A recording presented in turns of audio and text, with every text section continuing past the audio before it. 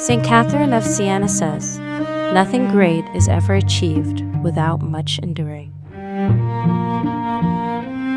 So, as I'm in the midst of homeschooling our children and teaching them how to read in particular, I have resolved that the primary way of helping them and getting them to excel in reading is just to consistently practice every single day, not even for that long, them struggling through the same sentences and sounding it out, um, and just kind of like going through the grueling, kind of boring process of just taking our time with them being able to read a simple sentence like the cat sat, the dog is on the mat.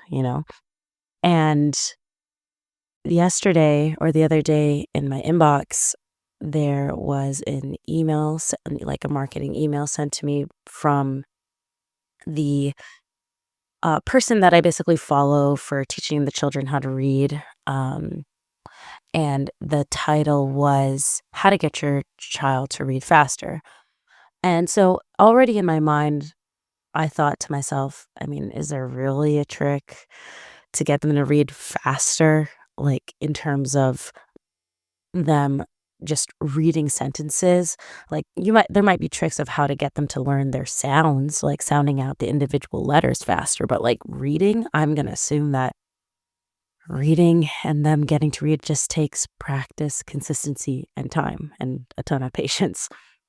But I thought, hey, maybe if there's a suggestion that this guy's going to make about how to get my toddler to read faster, then yeah, maybe there's something I can kind of like improve about the process.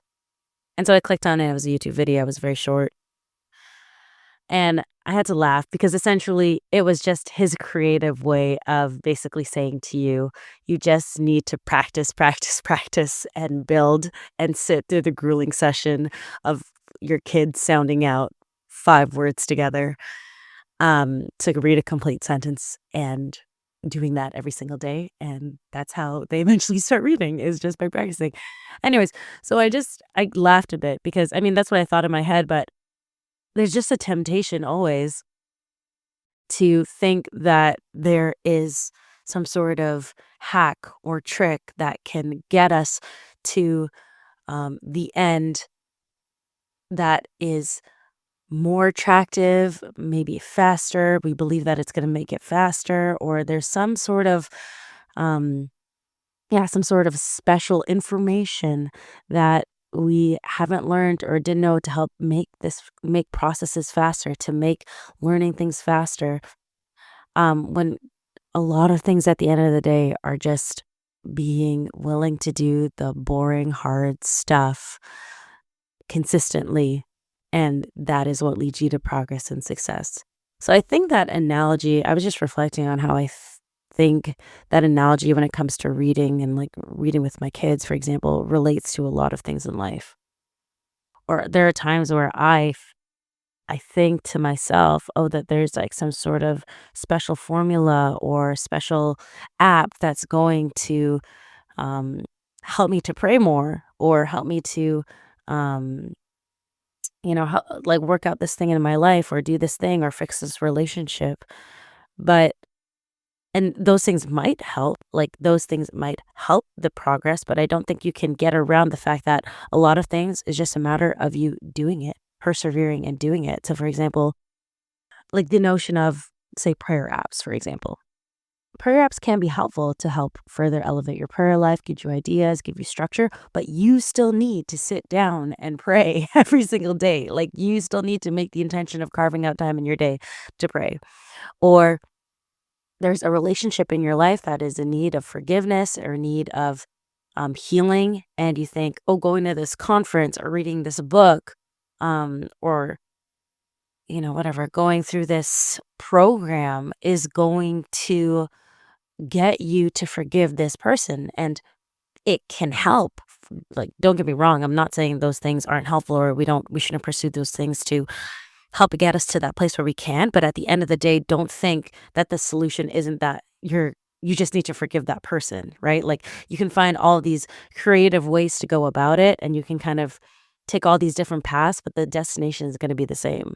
You still need to just do it. Like, you still need to actively choose to forgive that person, to do that thing, to discipline yourself, to get sacrifice or get rid of things in your life that are impeding on, um, like a goal that you have, or or just something like that.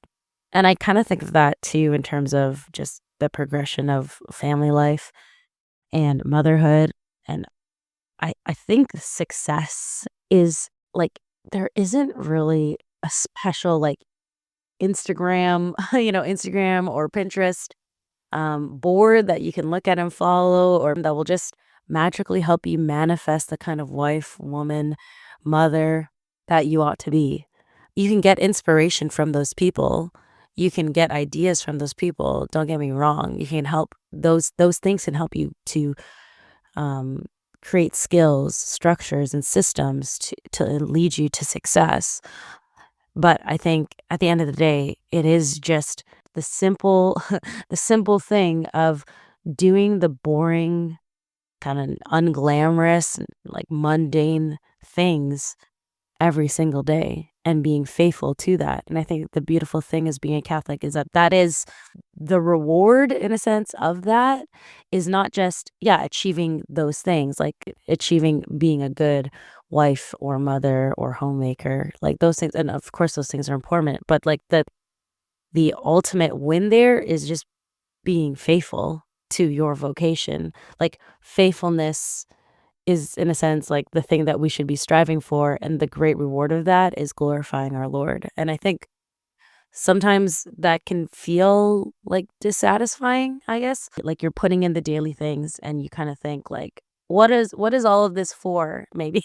Maybe you don't feel like that, but I feel like sometimes, like, in the grind of things, there is a temptation to be like, "What is this all for?" And, yeah, I mean, when I think about it, what is this all for? It is for our Lord. That's who this is for our Lord, to give glory to Him, um, and to display my love and faithfulness by doing the consistent thing that He has called me to do every single day. When you kind of put it into that perspective, even when it's boring and even when it's tough and even when it's, kind of the same thing, the thing that you're doing it for is what makes it all worth it, right? Like, there is there is no kind of sense of satisfaction or motivation, like, to do something hard when the, um when the outcome of all of that effort isn't really for anything. And so when you put it in light of, all that which you're doing is for our Lord and He's worth everything, then everything that you do every single day becomes full of dignity, becomes full of joy, becomes um full of beauty. Even in the moments maybe you don't necessarily always feel like that. That's the thing that I think I constantly come back to, because I do in general think that there's kind of like two hallmarks, I suppose, for like living the lay life, and for me as a mom at home with my kids, like kind of like the two pivotal qualities I think that are pretty key to like manifest and do well is, one, finding joy in the ordinary, and two, suffering well and not seeing suffering as a bad thing. Because just because something is hard, right, doesn't mean it's bad. And a lot of things in our lives are hard.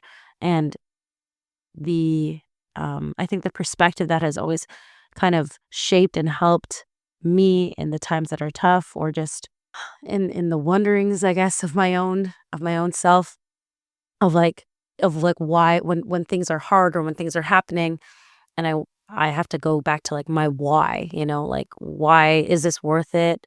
Why am I doing this? Like, what's the purpose? Why am I striving to discipline my children the way that I am? Why am I striving to like set up our home and the schedule and the life and the rhythm that we have? Like, why does this matter? Like, why give it so much priority? Why not do other things? Why not do other pursuits? Why not put my attentions in other places? And I constantly come back to just really simply because it is for my good and his glory. That all the things that I do, what like joyful or hard, that it's for my good, that God is working through all of those things to make me good. And my obedience and faithfulness to that is for his glory. And so I guess, yeah, those are just kind of the thoughts that I've been thinking about ever since that little moment because I think it's so tempting to kind of think that there's a shortcut for a lot of things when it comes to relationship, when it comes to growing, um, yeah, just like growing as an individual spiritually, like improving in our vocation, in our roles, in my role as a wife and a mom.